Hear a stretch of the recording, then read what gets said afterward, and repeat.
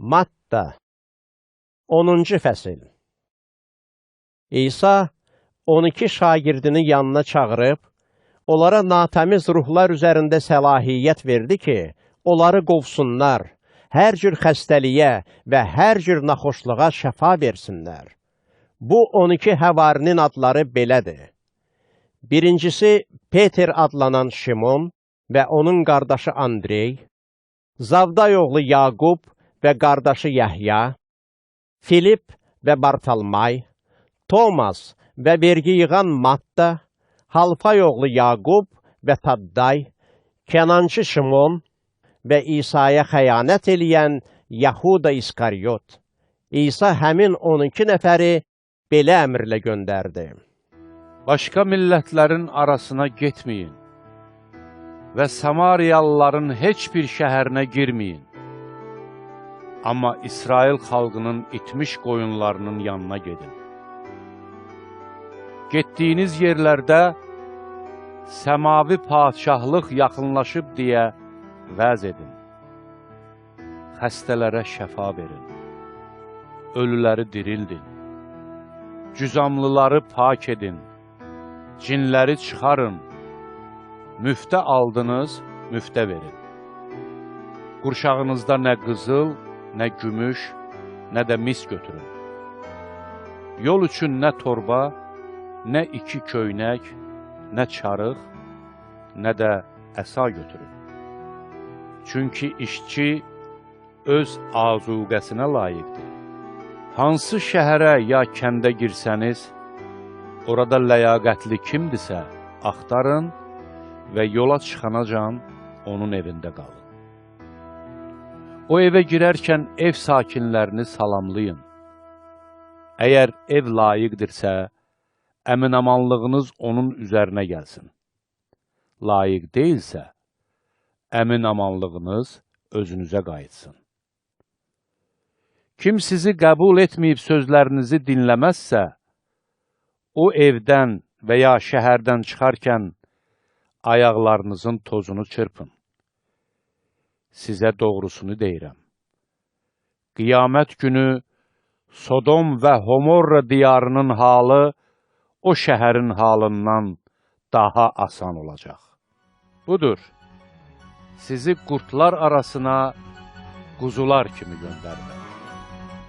Ona görə də ilan kimi müdrik və göyərçin kimi məsum olun. İnsanlardan özünüzü gözləyin, çünki onlar sizi məhkəmələrə çəkəcək, sinagoglarında qamçılayacaqlar. Onlara və millətlərə şəhadət etmək üçün siz mənə görə valilərin və padşahların qarşısına aparılacaqsınız. Onlar sizi təslim edəndə necə və ya nə deyəcəyiniz barədə qayğı çəkməyin. Nə deyəcəyiniz həmin vaxt sizə bildiriləcəkdir. Çünki danışan siz yox, sizdə danışan atanızın ruhudur. Qardaş qardaşı, ata övladını ölümə təslim edəcək. Övladlar ata-anasına qarşı çıxıb onları edam etdirəcək. Mənim adıma görə hamı sizə nifrət edəcək. Amma axıracan dözən xilas olacaq. Sizi bir şəhərdə təqib edəndə başqasına qaçın. Çünki sizə doğrusunu deyirəm. Siz İsrail şəhərlərini dolaşıb qurtarmamış, bəşər oğlu gələcək. Şagird müəllimindən, qul da ağasından üstün deyil. Şagirdin öz müəllimi, qulun isə öz ağası kimi olması ona kifayətdir.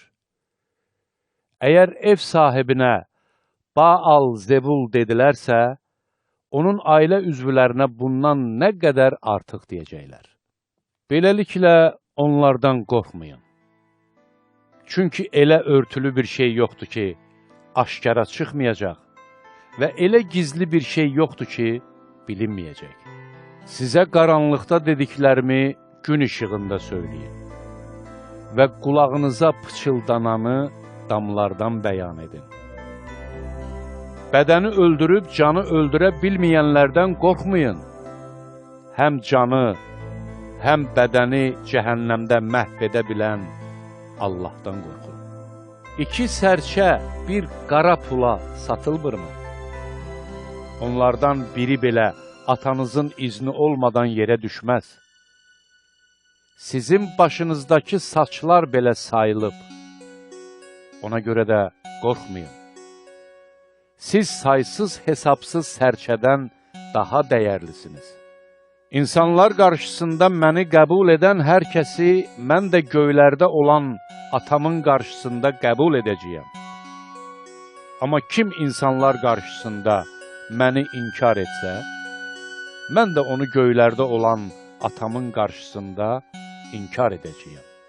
Düşünməyin ki, yer üzünə sülh gətirməyə gəlmişəm. Mən sülh deyil, qılınc gətirməyə gəlmişəm. Çünki mən oğlu atasından, qızı anasından, gəlini də qaynanasından ayırmağa gəlmişəm. İnsanın düşməni öz ev əhli olacaq. Atasını ya anasını məndən artıq sevən kəs mənə layiq deyil. Oğlunu ya qızını məndən artıq sevən də mənə layiq deyil. Çarmıxını götürüb ardımca gəlməyən kəs də mənə layiq deyil. Canını qoruyan kəs onu itirəcək. Mənim uğrumda canını itirənsə, onu qoruyacaq. Sizi qəbul edən kəs məni qəbul edər. Məni qəbul edəndə, məni göndərəni qəbul edər. Peyğəmbəri Peyğəmbər olduğu üçün qəbul edən kəs Peyğəmbərə layiq bir mükafat alacaq. Salihi salih olduğu üçün qəbul edən də salihə layiq bir mükafat alacaq.